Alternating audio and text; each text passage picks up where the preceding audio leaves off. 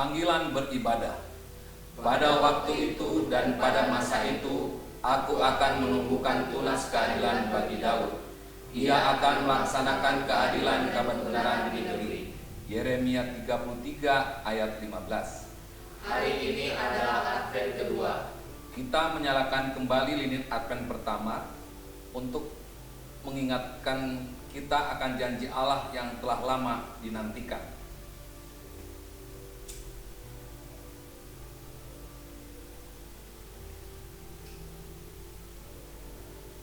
Dan ketika kita menyalakan lilin Advent kedua, kita hendaknya berpegang kepada keadilan dan belas kasihan Yesus.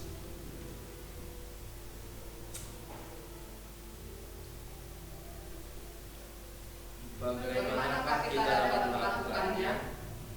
Kita dapat menawarkan rasa hormat dan persahabatan, serta berbagi makanan, pakaian, atau kebutuhan lainnya dengan mereka yang membutuhkan. Bacaan firman dari 1 Tesalonika 4 ayat 13 sampai 18. 1 Tesalonika 4 ayat 13 sampai 18. Kedatangan Tuhan. Selanjutnya, kami tidak mau, saudara-saudara, bahwa kamu tidak mengetahui tentang mereka yang meninggal, supaya jangan berduka cita seperti orang-orang lain, tidak mempunyai pengharapan. Karena jikalau kita percaya bahwa Yesus telah mati dan telah bangkit, maka kita percaya juga bahwa mereka telah meninggal dalam Yesus akan dikumpulkan Allah bersama-sama dengan Dia. Ini kami katakan kepadamu dengan firman Tuhan, kita yang hidup, yang masih tinggal sampai kedatangan Tuhan, sekali-kali tidak akan mendahului mereka yang telah meninggal.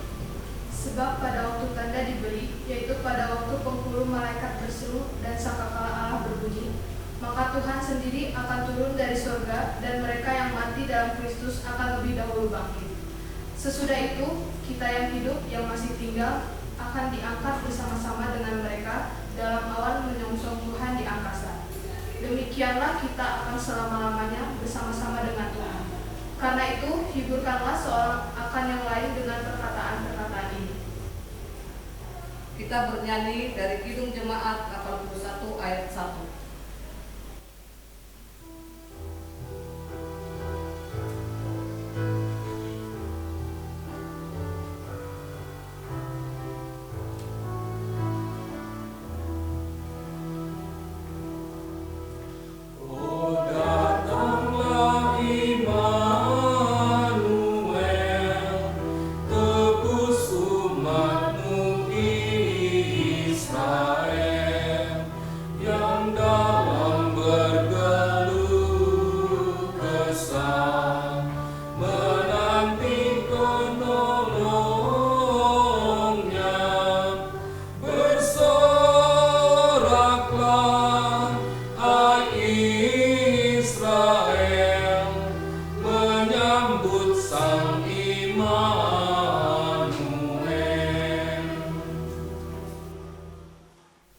Judul renungan kita, mengejutkan.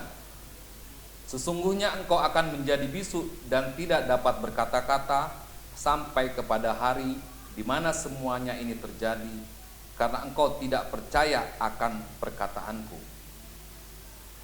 Apakah yang menyebabkan Zakaria menolak janji Allah yang indah yang disampaikan malaikat Tuhan? Apakah karena kekecewaannya? Apakah dia sedang menyembunyikan kesedihan hatinya atau mimpinya yang tak kesampaian? Sakit hati dan kesedihan dapat menutup telinga kita mendengar kabar baik tentang kelahiran Kristus untuk mengampuni dan menyembuhkan hati kita yang hancur. Ketakutan kita dapat mencuri pengharapan, meredupkan keyakinan kita serta membutakan kita akan kehadiran Tuhan di antara kita. Dan semuanya itu dapat menutupi sukacita Natal.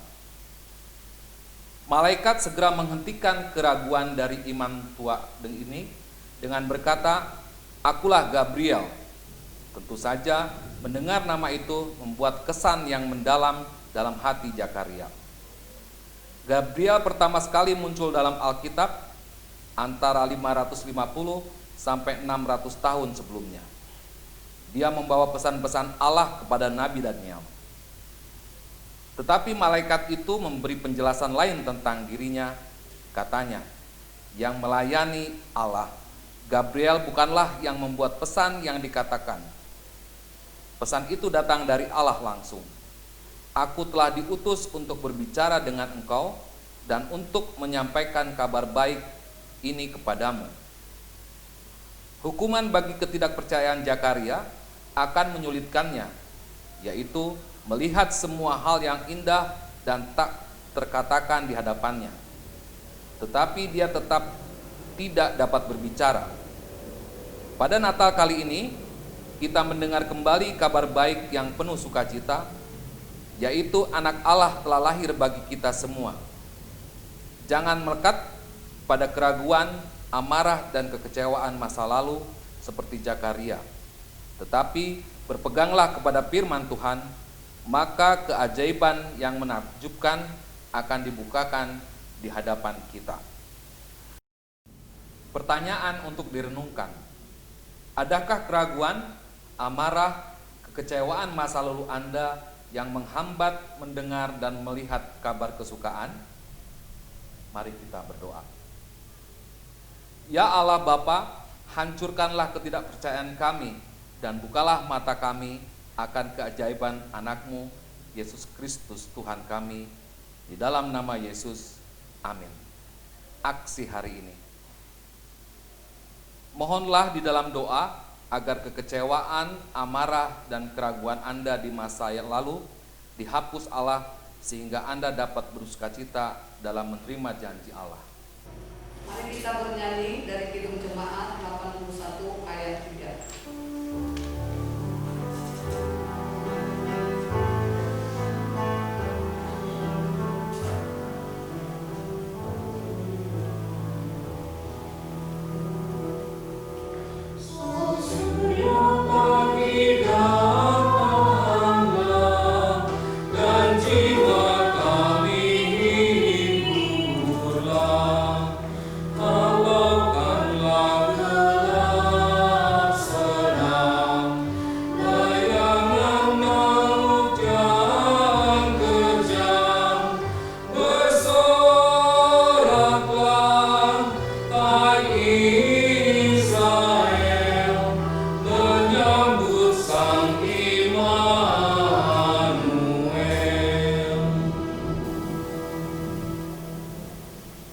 Allah beserta kita ketika kita mempersiapkan diri untuk menerima Kristus.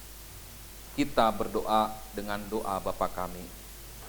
Bapa kami yang di sorga, dikuduskanlah namamu, datanglah kerajaan-Mu, jadilah kehendak-Mu di bumi seperti di sorga. Berikanlah kami pada hari ini makanan kami yang secukupnya, dan ampunilah kami akan kesalahan kami, seperti kami juga mengampuni orang yang bersalah kepada kami. Dan janganlah membawa kami ke dalam pencobaan, tetapi lepaskanlah kami daripada yang jahat, karena Engkau yang punya kerajaan, dan kuasa, dan kemuliaan sampai selama-lamanya. Amin. Selamat Advent kedua bagi kita semua. Tuhan memberkati.